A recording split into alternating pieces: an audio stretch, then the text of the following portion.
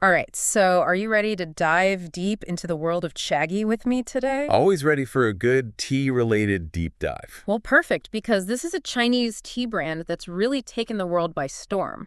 I mean, we're talking over 3,500 stores globally in just 6 years. Wow, that's impressive. Yeah, it is, especially when you compare it to like a competitor like Haiti.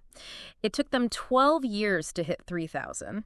Uh-huh. And we have this fascinating Chinese language blog post that just breaks down their success. Okay. And we're going to unpack it all today. So Wow, but even if you don't know your oolong from your poulet, stick around because there are some seriously valuable lessons here for anyone in any field. you know what's really interesting is that the founder, Zhang Junji, Hmm. he actually chose the tea market because it was so competitive. Okay. You see, he was already a tea expert, Okay. like almost a decade of experience in the industry. So he saw an opportunity where other people just saw a saturated market. Exactly. Like there's a lesson right there for all of us. Absolutely. And it's not even just about like finding a niche. Right. Junji was smart about leveraging the global appeal of tea. Yeah. I mean, everyone loves tea. It's a universal language. So true. But he also understood the power of Chinese tea, specifically, with its history and its cultural significance. Yeah. And then, plus, tea's supply chain is pretty straightforward Right. compared to something like a fruit-heavy menu, for example. Makes sense. And that simplicity is so important when you're thinking about taking a brand international. So he was playing the long game from the start. Exactly. He was the perfect vehicle for his global ambitions, and the competition almost helped him. Yeah. But even with the perfect product, how do you stand out when there's just so much bubble tea out there? Well, Chagee was really good at tapping into what consumers really want. Okay? They knew that people wanted to enjoy their tea without feeling guilty about it. Right. So they created this health halo around their product. I love that term. Right. It's so true, but how did they actually do that? Well, think fresh ingredients, no artificial additives, Mm-hmm. and then just really emphasizing health benefits in all of their messaging. Okay. They even went so far as to create calorie calculators and these product ID cards for each drink. Wait, so you could actually see the health benefits of what you were drinking? Yes. That's so smart. Right. It just takes the guilt away and it empowers the consumer. Yeah, because you know exactly what you're getting. Exactly. Yeah. And, this whole trend, wanting healthy and enjoyable options, isn't limited to just tea. It's true. It's everywhere. Look at all the products that are boasting low sugar natural ingredients, all that. Mm-hmm. Totally. That- But Chagee didn't just stop with the product itself. They Yeah. understood that tea is an experience. Absolutely. And their branding really shows that. Absolutely. Their packaging is a work of art, Oh, yeah. like these intricate designs that are inspired by Chinese opera and even Western luxury brands. Oh, wow. It's like holding this little piece of luxury in your hand. That's a good point. And then they have collaborations with fitness brands and trendy events, Yep. which makes the brand seem young and aspirational. So they're appealing to those emotional and social needs that go way beyond just quenching your thirst. Exactly. And that's something I think all of us need to think about. Yeah. Whatever we're selling, what are the deeper needs that our product or service can fulfill? But how do you build a global empire with something as simple as tea? Well, their big single product strategy was a game changer. Okay. They kept their menu super streamlined, Okay. usually just between 10 and 20 items. Got it. And they really focus on their top sellers, Okay. like the drinks that bring in 70% of sales. Wow. Yeah. So it's like the opposite of that fast fashion model where everyone's constantly releasing new products? Right. Less is more. Yeah, exactly. Yeah. But that's not the only area where they went against the grain. Mm-hmm. Their store model is also pretty unconventional. Yeah. Because most tea shops you think of are those tiny grab-and-go places. But Chagee went big. Huge. Their stores are usually between 50 and 100 square meters, Wow. which is unheard of for a mid-range tea brand. Yeah, But it's all about creating an elevated customer experience. right. You're not just getting your tea and running. You're immersing yourself in the world of Chagee. And that sets them apart from the competition. Yeah. Because sometimes it's those strategic investments in areas that enhance customer value Right. that make the difference. Couldn't agree more. And we can't talk about Chagee without mentioning how they just so cleverly leveraged their cultural heritage. Yeah. Even their name Chagee is a reference to the famous Chinese opera, Farewell, My Concubine. Oh, wow. So for Chinese audiences, that name immediately evokes this sense of romance and tragedy and grandeur. So they're not just selling tea, they're selling a story, Exactly. an emotion. And their expansion strategy was just as smart. They Okay, started by dominating their home province, Yunnan, got it. and then they set up shop in Chengdu, which is like the culinary heart of China. And from there, it was national expansion and then global domination. Hmm. That's high risk, high reward. And it obviously paid off. Yeah. It's a textbook example of how to build momentum strategically. Yeah.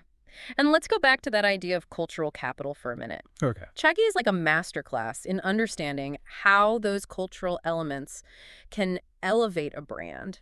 Yeah. It's not just about like slapping a dragon on your logo. Right. It's about really engaging with those cultural themes and aesthetics and those narratives that resonate with your audience. Precisely.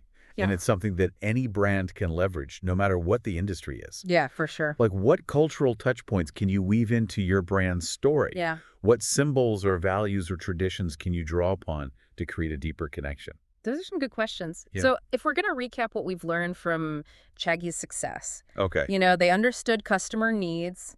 Yeah. They differentiated themselves. Yeah. They embraced that focused product strategy. Hmm. They invested in the customer experience. And they leveraged their cultural capital Yeah.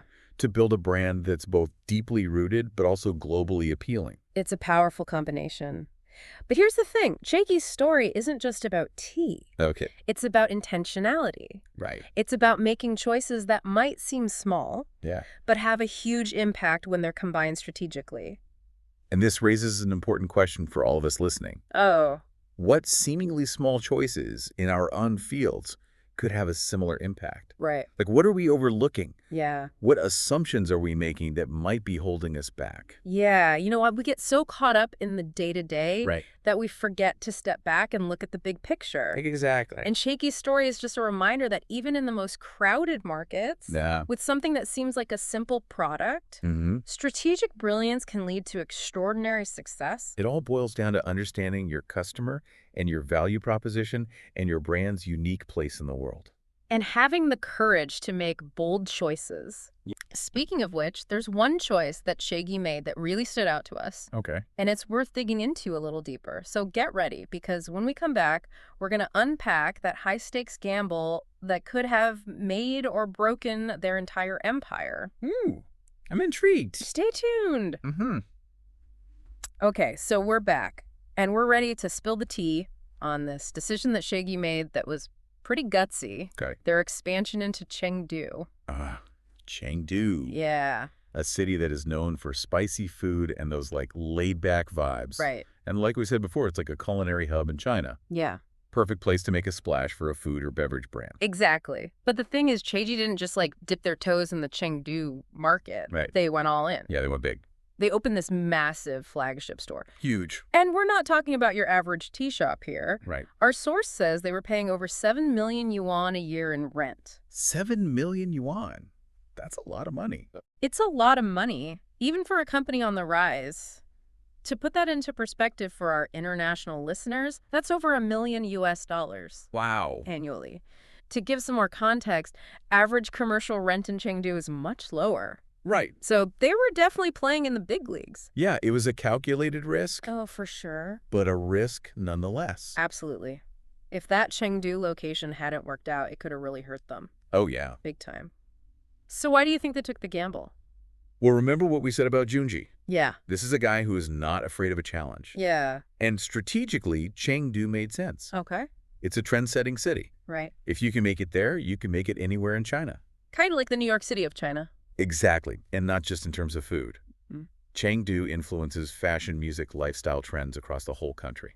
So it was about more than just selling tea in Chengdu. It Yeah. was about getting the attention of the whole country. It was a game of visibility and influence. So it's like that saying, go big or go home. And in this case, Changji definitely went big. And it paid off. It did. That Chengdu location was a smash hit. Yeah, I bet that had a snowball effect. Totally. Made it much easier to expand to other cities. Without a doubt. It gave them the momentum and that brand recognition to become a national and then global phenomenon. So what can we learn from Shengyi's Chengdu gamble? Well, it shows the importance of strategic risk-taking. Sometimes playing it safe just won't get you where you need to be. But it's not just about taking risks just to take them, right? No, this was calculated. They understood what made Chengdu special, and they were willing to put in the resources to really make a statement.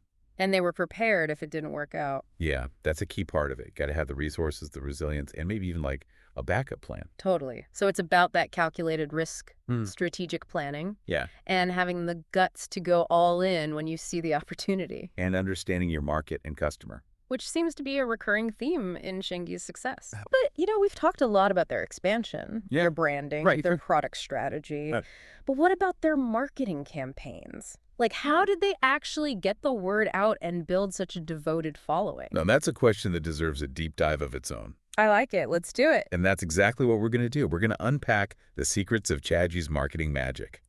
Okay, so we're back and ready to uncover how Chagee built this really loyal following. Yeah, Because let's be real, a great product and a beautiful store. right. That's only going to get you so far. For sure. You need to get people talking and sharing. Exactly. Yeah. So tell me, what were their marketing secrets? Well, they were really good at social media. Okay. They didn't just post like pretty pictures of their drinks. Right. They created content that really resonated with their audience. Okay, like what kind of stuff? So think fun challenges, Okay. interactive polls, Mm-hmm. behind-the-scenes stuff, Okay. all designed to build a community. So it wasn't just about broadcasting a message. They Yeah. were starting conversations. Exactly.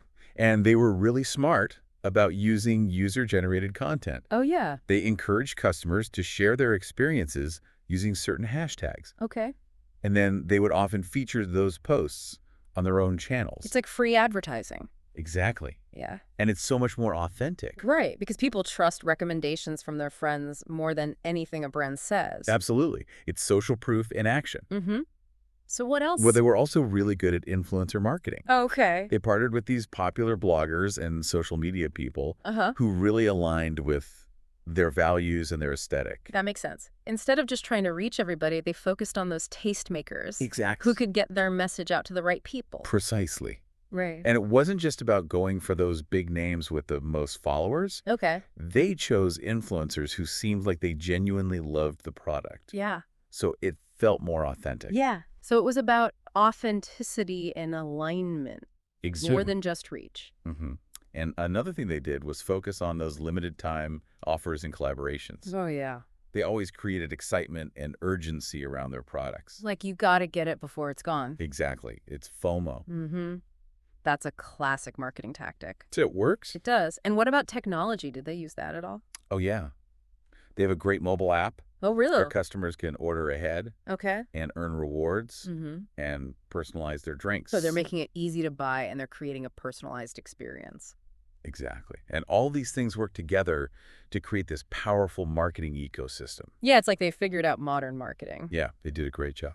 So as we wrap up our deep dive into Chagee, Okay. what are the key takeaways for our listeners? Well, I think Chagee's story is really a masterclass in branding, Okay. customer focus, and bold decision-making. Yeah, they really showed us that you can stand out even in a crowded market. If you understand your customers, Yeah. create a good brand story and a product that So delivers. they showed us the power of an integrated marketing strategy. Absolutely. Using all those different channels and tactics to create a cohesive experience. Exactly. So think about the lessons we learned today. How can you apply them to your own work? How can you be more intentional? What choices can you make that will have a big impact? What are you willing to risk to find success? This has been The Deep Dive. We'll see you next time.